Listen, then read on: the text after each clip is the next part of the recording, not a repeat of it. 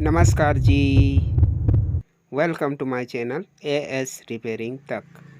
स्वागत है आपका हमारे चैनल पर। यह एक एलसीडी वाला एसी एडाप्टर है।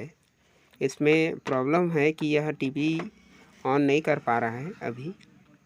ठीक है, क्या है कि ये जो पिन जहाँ लगाते हैं वहाँ तो सही सलामत है, लेकिन फिर भी यह एडाप्टर ऑन होते हुए भी टीवी को नहीं चला पा रहा है। इसका एलईडी तक टीवी का ग्लो नहीं हो रहे हैं। चलिए इसे हम लाइन पे लगा करके इस मल्टीमीटर जो नए वाले हैं हमारे पास, इसे यूज नहीं कर रहे थे। अभी हम आपको इसमें चेक करके दिखाएंगे। इस पन्नी को निकाल देते हैं क्योंकि इस पन्नी की वजह से सही ढंग से दिखाई नहीं दे पाता है। ठीक है, तो कुछ इस प्रकार से इसमें समस्या है कि यह एडाप्टर ऑन होते हुए भी इसमें एलसीडी जो है चालू नहीं हो रहा है। ठीक है, तो चलिए देखते हैं क्या यह एडाप्टर ठीक हो पाता है या नहीं।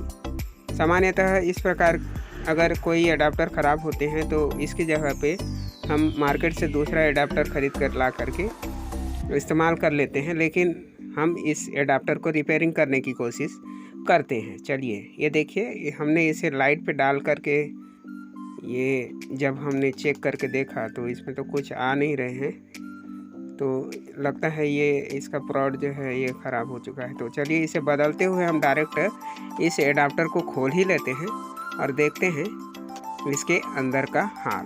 तो जब हमने खोला इसे एडाप्टर को और हमने पाया कि यह एक आउटपुट में यह कैपेसिटर लगा हुआ था, यह जो फूला हुआ मिला हो हमें, तो हम इसे बाहर कर दिए हैं।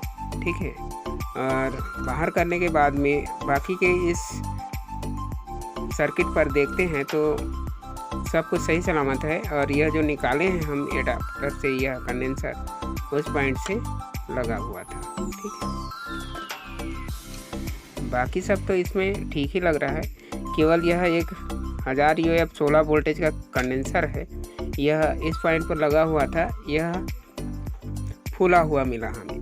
तो इसकी जगह पे हम यह 2200 UF 25 वोल्टेज का कंडेंसर हमारे पास है, इसी को लगा के देखेंगे क्या यह इसमें आ रहा है सही कि नहीं आ रहा है।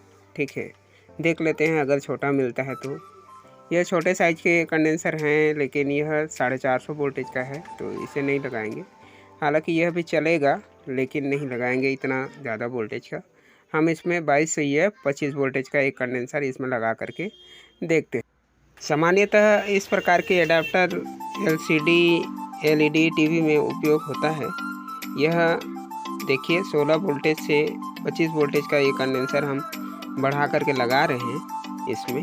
ठीक है, यह एडाप्टर जो है 3 एम्पियर का एडाप्टर होता है। इसमें 3 एम्पियर पावर बनते हैं, जो कि LCD LED को चलाने के लिए सक्षम होता है। ठीक है, तो इस प्रकार के कंडेंसर को यह मल्टीमीटर के कंटिन्यूटी रेंज पर भी चेक कर सकते हैं, लेकिन हम डायरेक्ट इसे लगाते हैं और लगा करके आपको इसे चेक करके दिखाते हैं। ठीक है, क्योंकि नया कैपेसिटर तो प्रॉब्लम होता ही नहीं है, कोई डाउट नहीं होता है, इसलिए डायरेक्ट हमने लगा दिया है यहाँ पे।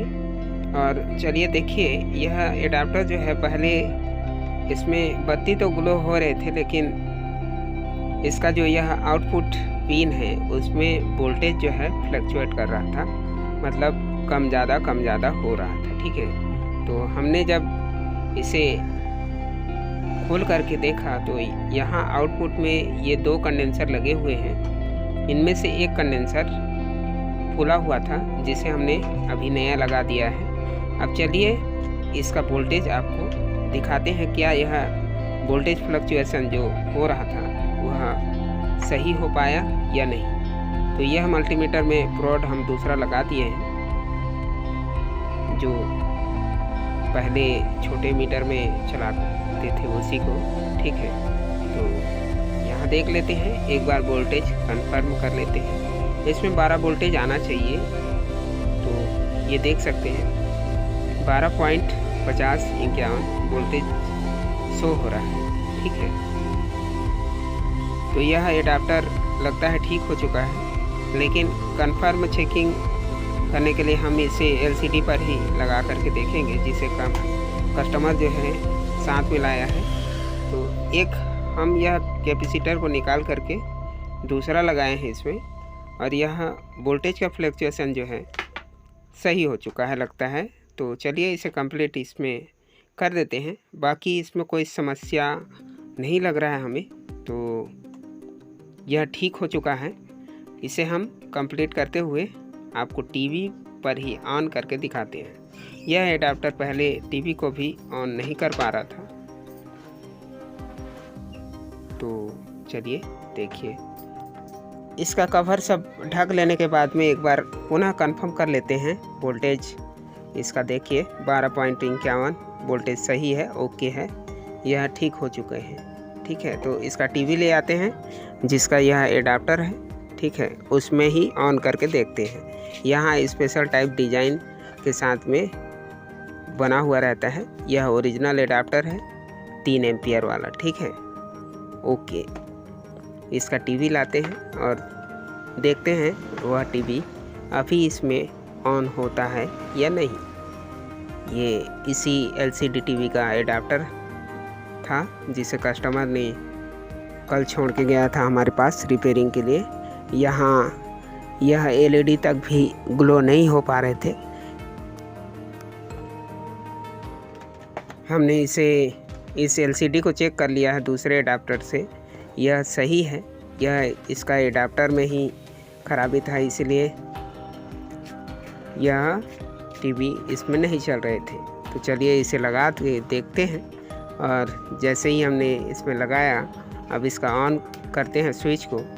यहाँ देखिए यह एलईडी ग्लो हो चुका है, जो कि पहले नहीं हो पा रहा था। ठीक है, तो इसका स्टैंड बाय भी रिलीज़ करके देख लेते हैं। इसका बटन सामान्यतः जल्दी ही ख़राब हो जाते हैं। देखते हैं, ये देखिए ऑन भी हो चुका है। ठीक है, तो आपने देखा कि एक छोटे से कंडेंसर के कारण यह पूरा एडाप्टर इस एलसीडी को नहीं चला पा रहा था, जिसे खोल करके हमने उसके खराबी पार्ट्स को आप तक शेयर किया और चेंज करके दिखाया। अगर आपको यह वीडियो पसंद आया हो तो वीडियो को लाइक और चैनल को सब्सक्राइब कर सकते हैं। इसी तरीके से छोटे छोटे रिपेयरिंग के टिप्स देखने के लिए धन्यवाद आपको।